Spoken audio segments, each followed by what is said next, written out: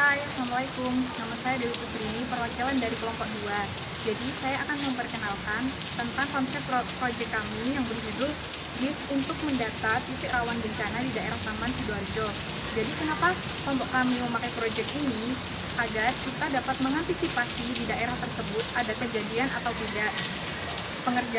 Pengerjaan proyek kami menggunakan konsep program PHP dan framework kode Meter 3. Terima kasih. Baiklah, saya melanjutkan apa saja perlengkapan yang dibutuhkan untuk pembuatan website dari program kami. Pertama, yaitu kode Igniter, yaitu framework dari bahasa pemrograman PHP untuk memudahkan kita dalam membuat aplikasi berbasis web. Kita di sini menggunakan kode Igniter versi 3 yang bisa di-download di sini. Kedua, yaitu library kode Igniter. Di sini untuk memudahkan kita agar penulisan program tidak terlalu banyak, sebab di library tersebut sudah disiapkan fungsi dari Google Maps seperti mengambil maps, marker, dan lain-lain. Kita hanya download di sini, download zip. Yang ketiga, yaitu kita siapkan juga tampilan front end untuk halaman websitenya, bisa diakses di sini. Baiklah, dilanjut oleh teman saya. Baik, saya akan melanjutkan pada tahap perencanaan database. Pada tahap ini kita buat nama database GIS bencana. Nah, di dalamnya kemudian kita buat tabel bencana dan tabel user. Tabel bencana ini untuk menginputkan letak-letak titik-titik rawan bencana pada sebuah map. Kemudian tabel user digunakan untuk verifikasi data user yang akan mau menginputkan titik-titik bencana. Coba kita lihat tabel bencananya dulu. Strukturnya seperti ini. Ada ID bencana dengan tipe integer menjadi primary key, kemudian nama bencananya dengan tipe varchar, kemudian tingkat bencananya sama, tipenya varchar, alamat juga sama, tipenya varchar, latitude juga sama, longitude juga sama, tipenya varchar, dan deskripsi. Kemudian kita pindah ke tabel user. Tabel usernya strukturnya seperti ini. Ada ID user dengan tipe integer dan primary key-nya ID user. Kemudian ada nama user dengan tipe varchar. Kemudian username tipenya varchar juga.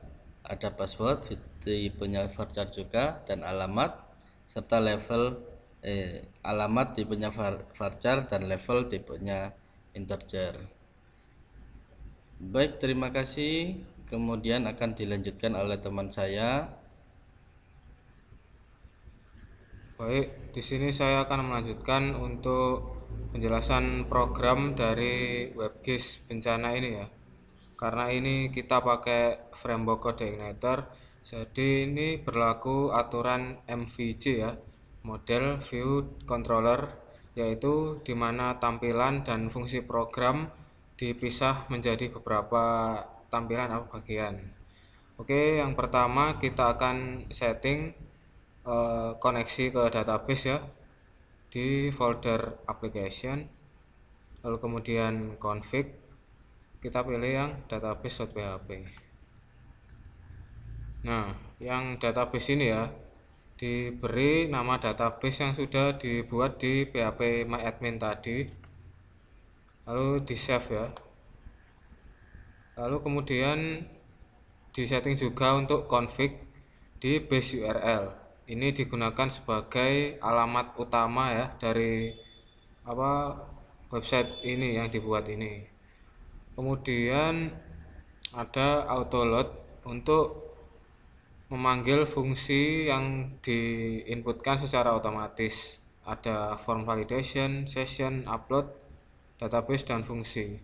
Nah, ini fungsinya ini udah bawaan dari kode igniternya sendiri. Oke, kemudian kita pergi ke model. Nah, model ini kita sudah siapkan dua. Yang pertama ada mBencana. Ini berisi tentang fungsi dari pemanggilan ke database ya, kayak list, menampilkan, lalu input, insert data, kemudian detail untuk menampilkan data tidak semuanya melainkan satu baris saja. Kemudian ada edit data berdasarkan ID dan delete data berdasarkan ID. Lalu untuk yang user ini juga sama, ada add, ada edit, dan delete. Setelah itu pergi ke view untuk tampilan dari halaman websitenya. Ini ada tampilan login. Nah, ini seperti ini. Kemudian beranda seperti ini. Lalu untuk list bencana, halaman bencana seperti ini ya. Ada tabelnya juga ini. Halaman edit data, ini untuk halaman add, ini pakai bootstrap ya, jadi tampilannya itu responsif ya, menyesuaikan device. Lalu juga ada user, mirip seperti tadi. Nah, kayak gini ya. Oke, setelah view sudah dibuat, maka kita perlu namanya controller yang digunakan untuk menghubungkan fungsi dan tampilan pada websitenya. Nah, ini ada out untuk fungsi login seperti ini. Jika login maka menginputkan username dan password, lalu kemudian diverifikasi apakah user tersebut ada di database. Kalau ada maka redirect langsung ke dashboardnya, kalau tidak atau salah langsung kembali lagi ke halaman utama. Lalu ada fungsi logout.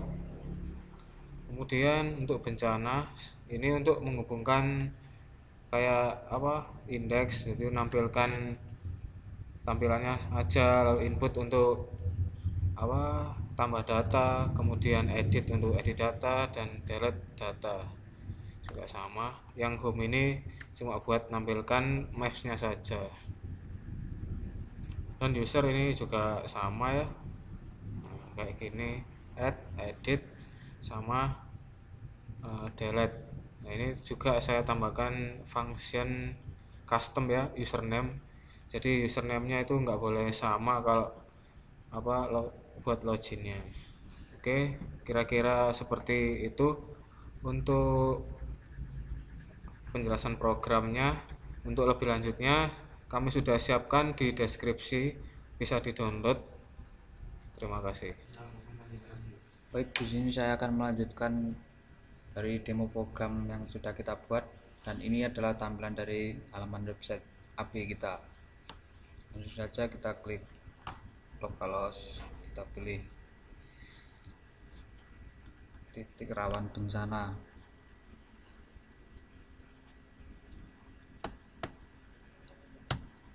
Kita enter. Nah, di sini kita di halaman login kita masukkan username-nya admin, passwordnya juga admin, kemudian login. Nah, di sini ini adalah tampilan awal dari website API kita. Karena kita menggunakan versi gratis, mohon maaf tampilannya agak tertutup seperti lapisan, sehingga tampilannya menjadi gelap. Di sini sudah ada marker yang sudah kita buat. Jika kita ingin menambahkan lagi, maka kita klik titik bencana.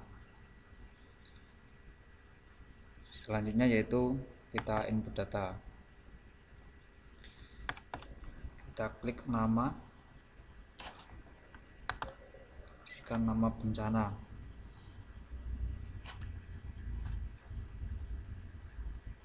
Misalkan kita di sini isikan banjir.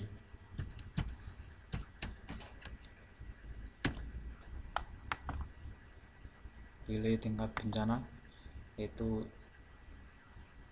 sedang, alamatnya taman.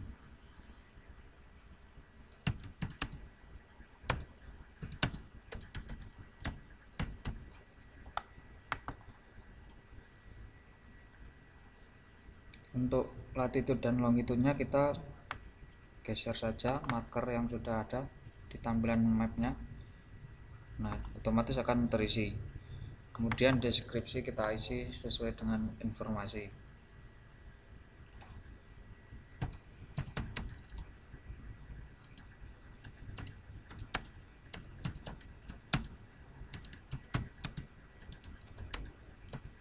Kemudian kita simpan. Data yang kita tambahkan tadi sudah berhasil tersimpan ya, yang di bawah ini. Sekarang kita lihat pemetaannya. Nah, ini sudah bertambah, yang tadinya jumlahnya 4 sekarang sudah menjadi 5. Misalkan kita akan melihat informasinya, kita klik.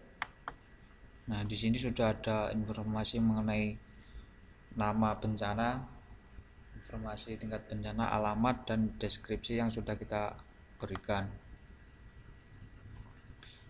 Terima kasih sudah menonton video ini. Jika ada salah kata mohon dimaafkan. Bahan-bahan dan aplikasi bisa di-download di deskripsi. Terima kasih.